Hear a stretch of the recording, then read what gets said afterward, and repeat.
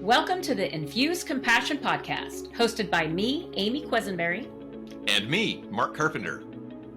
We are on a mission to make this world a kinder place for us all by bringing healthier human connection to communities, families, and organizations of all types and sizes. Our goal is to create stronger relationships, more inspired teams, increased trust, and improved results. So let's get started with more ways to infuse compassion into our world.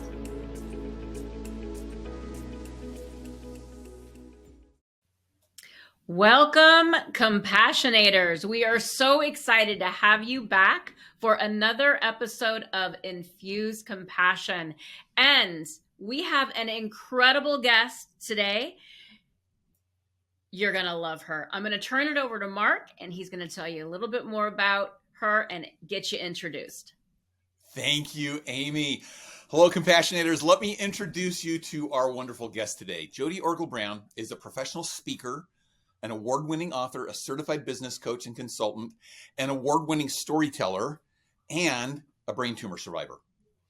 She's a strategist on a mission to help leaders and teams improve interpersonal interactions and grow stronger from change. We're bringing her on today to talk about her newest book, which is called Depression Fighter. This is her 5th book. One of her other books that I've read is The Sun Still Shines, which is her memoir of fighting through life with a brain tumor. And so I'm not going to get you into the details of her degrees in organizational communication and public relations, but she has the background. She's just a fantastic person. And we're so excited to have Jodi on with us today to talk about this pervasive and important topic about fighting depression. Jodi? Thank you so much. I'm happy to be here with you today. Well, I want to start out with a comment that you made in your book. You said you didn't choose to write this book, which is always an interesting comment to read from an author early in the book, because it's like, but you did write the book. So what led you to this book? And just give us a little background about what the book is and how you got to it.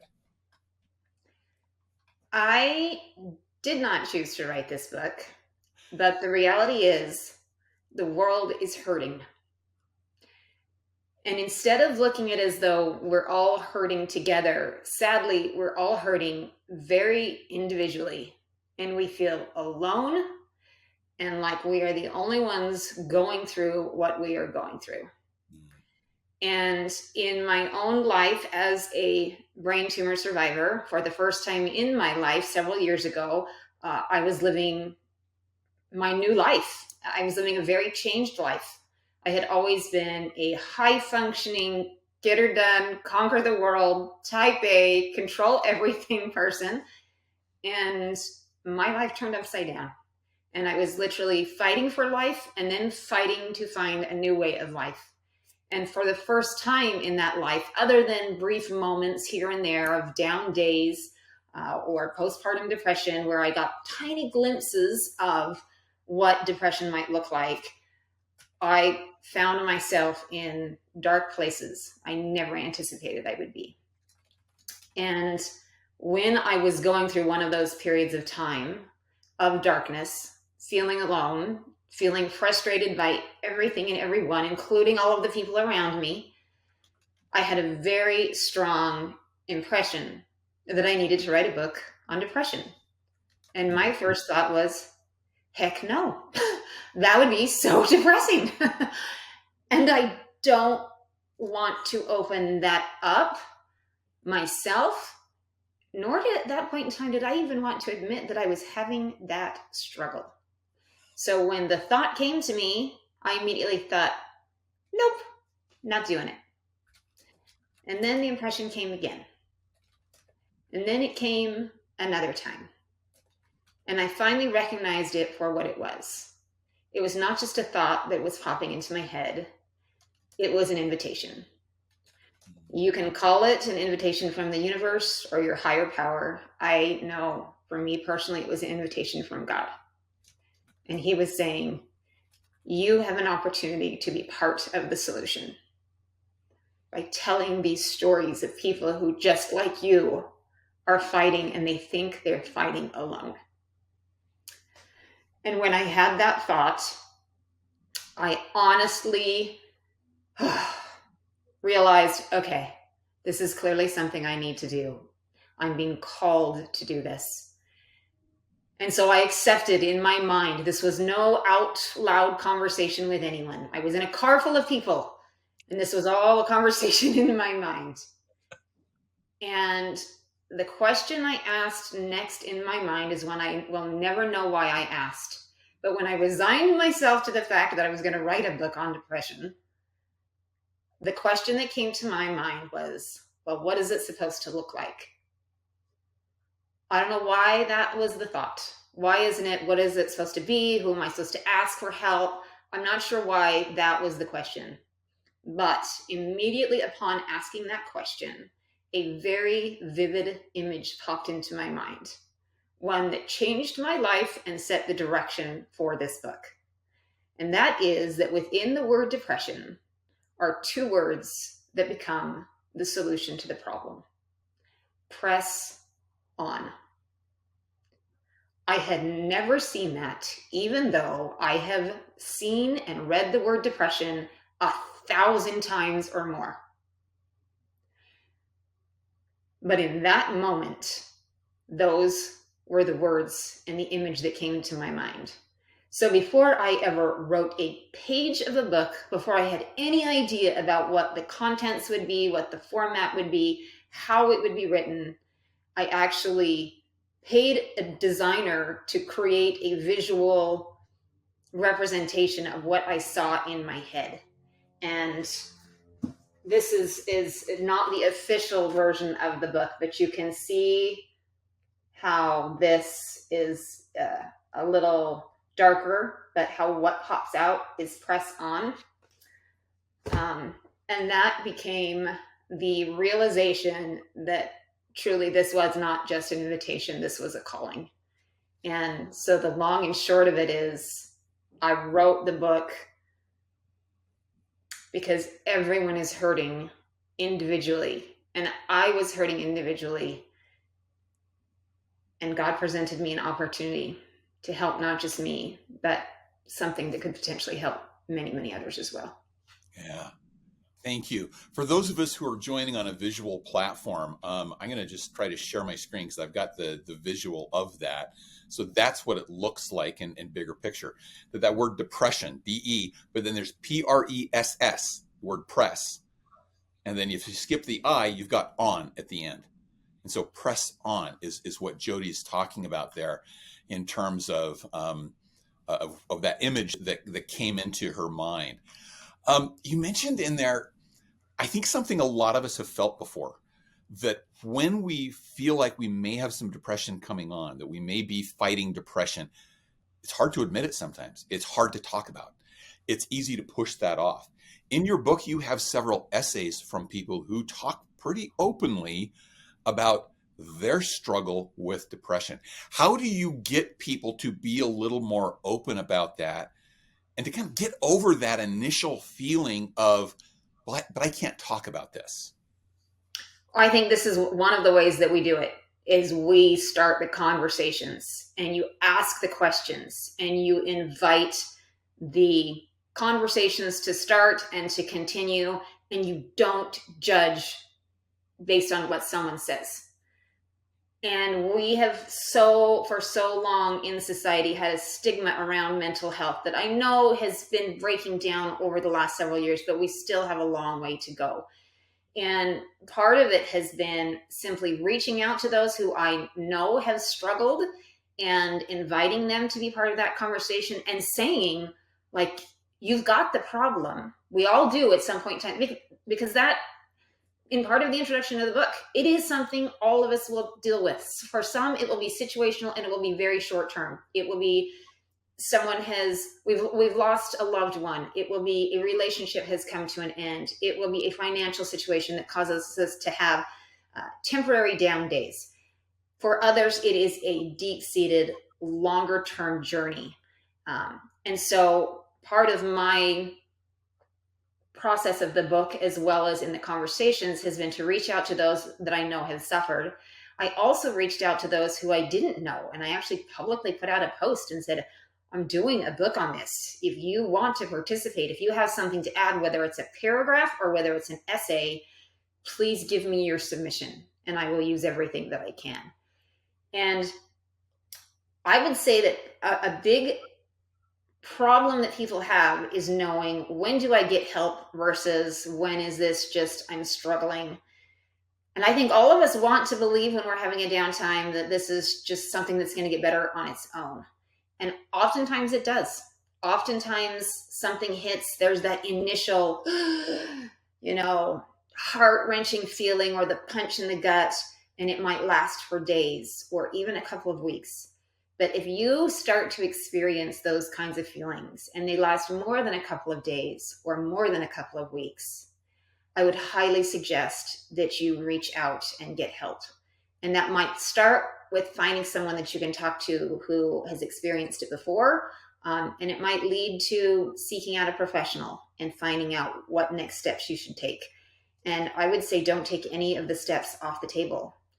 Don't declare that, well, I'm not going to go to a therapist or I'm not going to get on medication because you've got a preconceived notion of what that looks like. I would say explore the opportunities that are out there that you can get help, and then find the trusted people who will help you make the right decisions.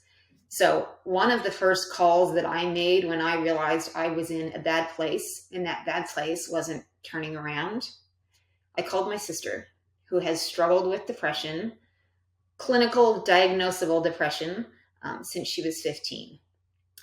And I called her in tears and I said, Chris, is this what you've been going through? Like, is this what it's like? Is this depression? And she broke down on the phone and she said, I am so sorry you are going through this, but I am so glad someone finally gets it. Because no one before in our family had been able to say that they got it. And having that little bit more understanding and that compassion infused into that aspect of the conversation and the relationship changed everything in an instant. Yeah, I love that. And, just that sense of nobody really knows what I'm feeling like. No, nobody can understand this. That's a very lonely place to feel. And I remember as a kid, as a teenager, there were times that I look back on and think, yeah, I probably was suffering from some depression there. And I remember my mom, in best intentions, would say things like, just put on a happy face. So tell me what the difference is between just put on a happy face and what you're referring to as press on. How is it not just, just get over it or just put on a happy face when you talk about pressing on? That is a great question. And the honest answer is there's research in both directions.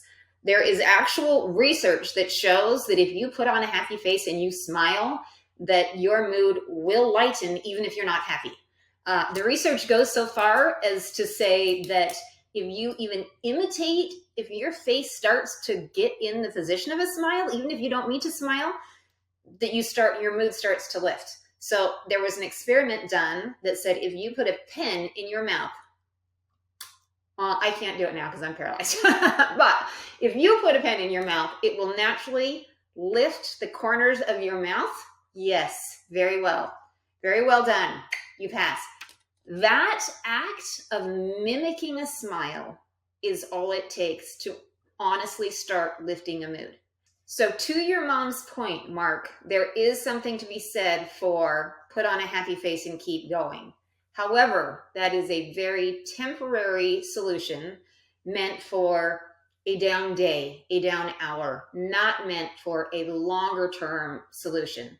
So when you do find that you are having those longer term experiences or that it happens frequently, that's when the press on part comes in. And as you showed, for those who are on a visual platform, the cover of the book shows a pair of boxing gloves. And part of the pressing on means you are always ready to step into the ring, put on those gloves, and get ready to fight. It means you press forward every single day, and then when the battle starts to get harder, you grab those gloves, always at the ready, so that you can employ the strategies, the tactics, the resources, whether that's the medications, the doctors, the therapists, the self-help. You take whatever it is and you get yourself ready to step into the ring. And that's where pressing on comes, is you don't know when it's going to happen. You could be going through a day and something hits all of a sudden and it could totally change your trajectory.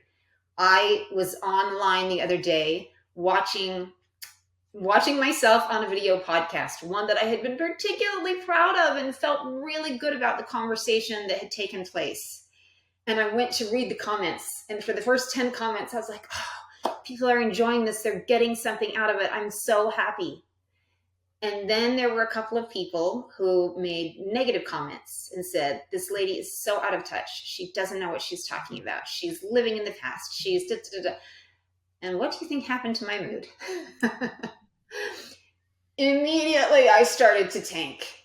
And of all of the positive comments, what were the ones that stuck in my head? It was the negative comments. And that started, kind of a downward, not just a couple of hours, it started like a couple of days worth of negativity. And so when those moments come and they hit at those random times, you need to be ready to press on, and then you need to start employing those tactics. And I thought, okay, Jodi, you've literally written the book. You know what to do. Don't let yourself fall into this trap. And yet, it's not that simple. It's not just so much as saying, I'm not going to get into this. I'm not going to let my head go there. Yes, that's part of it. And there are affirmations and there's positive thinking and there's metacognition and there's all those things that you can do in your head. But there's also other steps that may need to be taken according to, where you are and how you're feeling and how long it goes on. So I have to remind myself, just like everyone else does, that this too shall pass. And there are things that I can do, and those things will either make me better or they're going to make me worse.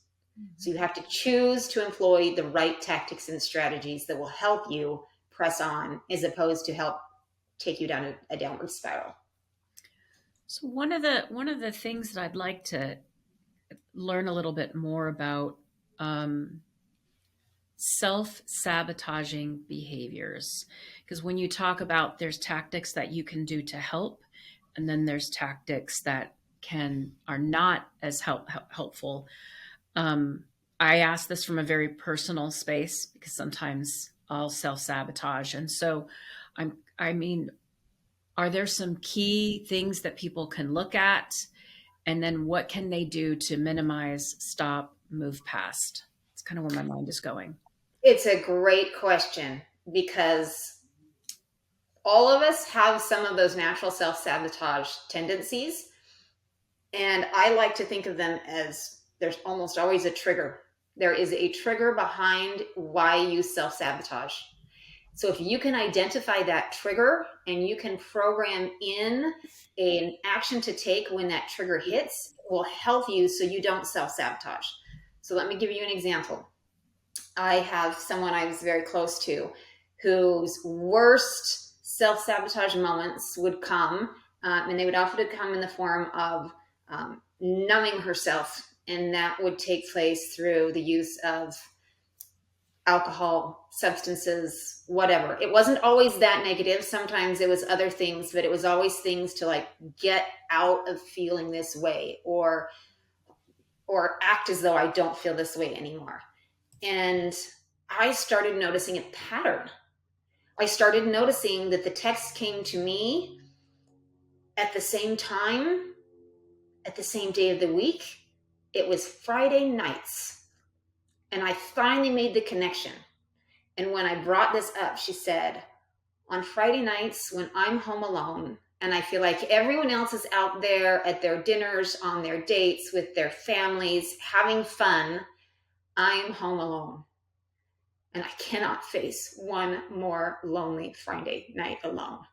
I can't rearrange my closet. I can't go to Target one more time and just walk up and down the aisles just so I don't feel alone. And that's when it would hit. And as soon as we were able to realize, oh my gosh, here's the trigger, then we were able to say, okay, what can you do proactively to build something in so that that trigger doesn't start the self-sabotage, so that you recognize it. And then it was, okay, well, let's plan things. Maybe you need to have something on your calendar every Friday night. And maybe that's your grocery shopping night. Maybe that's your get together with your girlfriend's night. Maybe that's, whatever it is. Once you can identify what the trigger is, that really helps you avoid those self-sabotaging moments. And part of that also is simply recognizing that the action that you're taking is a self-sabotage. You know it. And if you don't know it when you start it, you know it the next day when you wake up and say, I knew I shouldn't have done that. It just made me worse instead of better. So the moment that you recognize it, whether it's when you're doing it or whether it's when you wake up the next day or when you're thinking about it later, write it down and start to come up with an action plan so that you can be the one in control again. Because those moments happen when we feel like we're not in control. Yeah. I have heard psychologists say, name it. Name what your adversary is. And then literally take control and call it by name.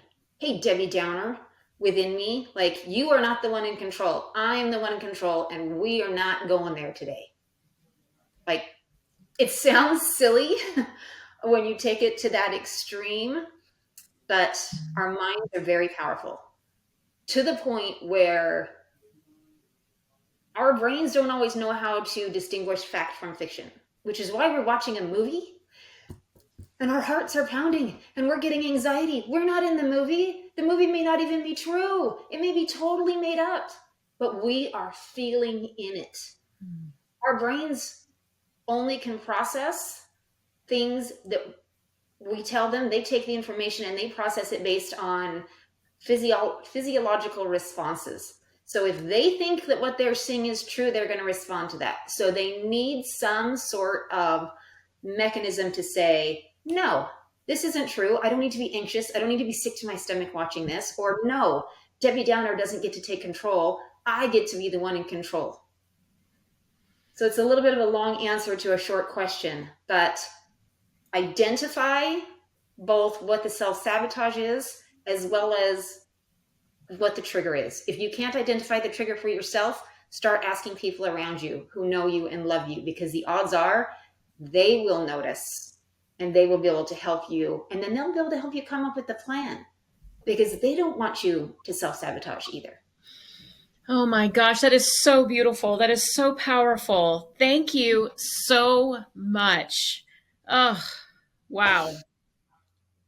You've mentioned a couple of things that you learned in some of the research studies around fighting depression. What else surprised you as you were doing the research for the book? What else jumped out at you that was surprising that you found in the research about fighting on during depression? I would say that some of the things that were surprising to me were the triggers. Some of the things that cause us to go to a negative place, some of the things that maybe we wouldn't have thought of. And one thing that will now not surprise any of us, but in early stages was a surprise, that we all learned during COVID and the pandemic, is that guess what? Isolation, not good for anyone. We are social creatures, and the more isolated we are, or the more isolated we feel, even if it's not reality, the worse our mental health is going to be and the easier it will be to go down into those negative places. Another very negative trigger, AI, artificial intelligence. Some will say it's too intelligent. Others will say it's not intelligent enough, but it is playing havoc with our minds because we don't know who or what to trust anymore. And so relationships that we've had in the past, now someone posts something on LinkedIn and we're not even sure, did they actually write that? Did they have that experience? Or did AI come up with this and pitch it to me as now something I'm supposed to believe? We can see video and we question, did that actually happen or did that not happen? And so AI is a trigger, but then also AI is a tool. It can be used positively as a tool because there are bots that you can program to help you. So you could have a bot that helps you when you're having a downtime that you program and say, send me a positive quote every single morning, or every Friday night, give me a reminder that I need to have something on my calendar. You can use it positively. It can also become very negative if used in the wrong way. If you are using it and it becomes too much of a crutch, or if it starts to lead you down a rabbit hole of things that are outside of your values or outside of your beliefs or outside of how you would want to spend your time, you have to be very, very careful. And you have to be careful in recognizing and doing some research so that you know that the sources you are using are trusted and they are not artificial. And that is one of the things that is causing some issues right now. And frankly, it's impacting all of the social media platforms because people get on and they don't know. They don't know if what is being posted is real or if an AI chatbot just came up with a great story and they put it up there to get likes and comments. And so that level of distrust is causing all kinds of issues and triggers. And so we have to be really, really careful with how we handle both the positive side of using it and knowing who to trust, but also how we handle some of the more negative things of where it can take you and who you might think you're in a relationship and you might not actually be. Mm-hmm. Because the reality is artificial intelligence does not care about you. They do. There is no person there that cares. And if you are having a relationship with AI and expecting them to take the place of a significant other or a trusted companion or a therapist, you could find yourself in trouble because a relationship goes two ways and those individuals have to care about each other.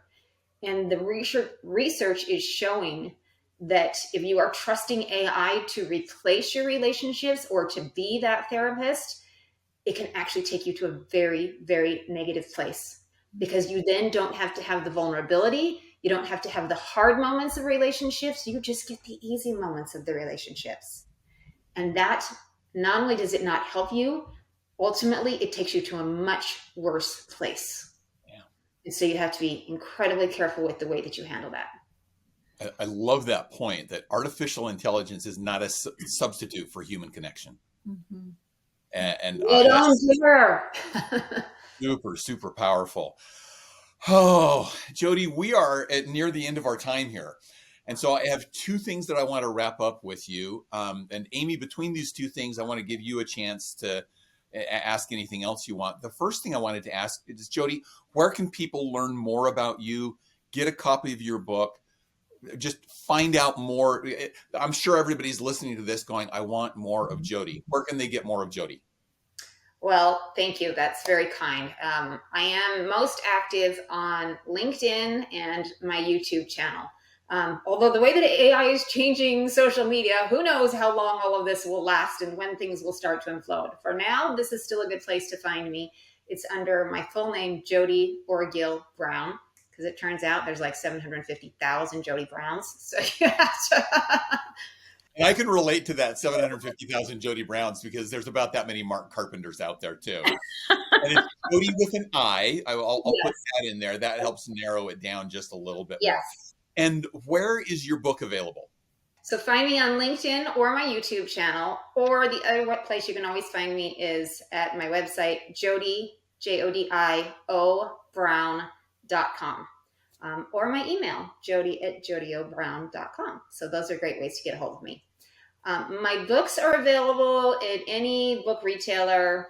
Easiest way to get it is probably through Amazon or Barnes & Noble, any of your normal places that you can just go and click. That's the best way to get my books. Perfect. I love it. Anything else on that before I ask a question, Mark? Anything else? Okay. All right. So, Jodi, we like to always leave our listeners, our compassionators, with what's one action in pressing on, right? What's one if they were to do one thing, what's that one takeaway, one action that our listeners can do? One thing that you can do is when you are in a place of SOS, like I am not doing well, I am calling out for help, I want you to flip the script and I want you to think of SOS completely differently.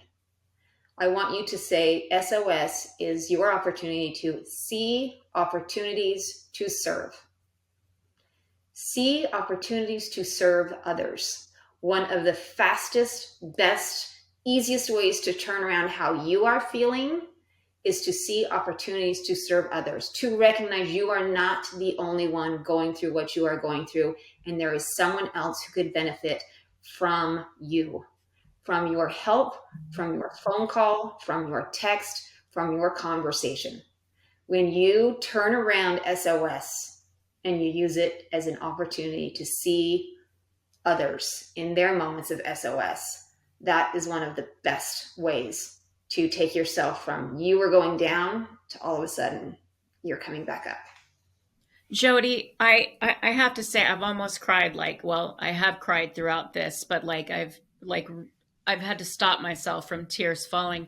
You, my dear, are a gift to the world, and thank you for what you're doing and how you're doing it. And you're just such a brave warrior.